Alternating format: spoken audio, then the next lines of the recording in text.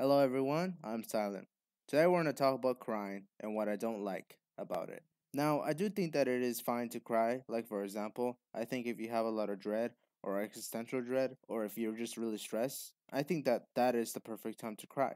Because when you do cry, you feel so much better.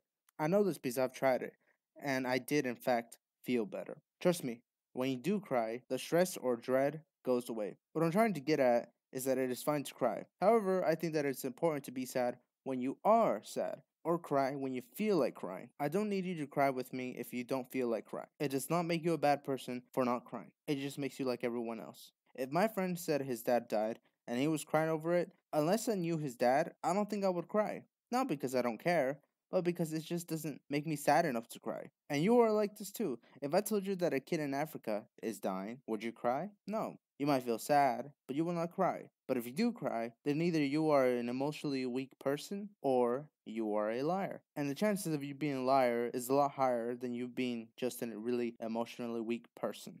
So let's talk about the mayor of Minneapolis and the crying. I believe in Minneapolis. I love Minneapolis. If this makes you sad, you probably don't even understand your own emotions. Because if you did, you would not be so empathetic. Let me put it this way: you cry, right? Well, so do I. And one of the problems that most of us face is that when you talk about something that makes you sad and cry, it is very hard to control that sadness. And it usually leads to uncontrollable crying. However, if you talk about something else, you wouldn't cry. So, if this does make this man so sad, why isn't he just crying the entire time? But that's not the only problem here. Remember what I said about that kid dying in Africa? Well, unless the mayor knew the person he is crying about, why would it make him sad enough to cry about it? Does he have something to gain? Yes, he does. This makes him look like he represents the people, and it makes people say dumb stuff like, he didn't even know George Floyd, and he is crying. What a great man. When they should be saying, he didn't even know George Floyd. Why is he acting so sad? And it boosts his political career. And some might say, well, wouldn't it make more sense if he just cried instead of holding it back? Well, it's very hard to cry on command and when you don't feel sad. Or when you're not an actor who practices how to cry. So that might be the reason why he couldn't just cry. And would any reasonable person cry in that situation? Would you cry in that situation? Because I know I wouldn't.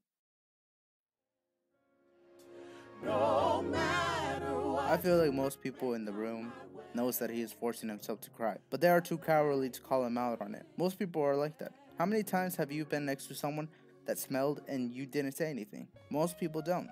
So why would these people? I think none of these people would cry like him if they were at someone else's funeral, because they would think, I didn't know the person that well. I mean, would it have really been that bad if he just didn't cry and just stood there silently with his head down? No, it wouldn't have. But he is filled with so much white guilt that he thinks he has to cry like he knew him, and to prove that he sympathizes with them. And he's not the only person that does this. There are many people out there like this, and they have something to gain from it. That's why they do it. So watch out for them, because you just might know a few crying liars. Well, anyways, that is all I wanted to say. Thanks for watching. Bye.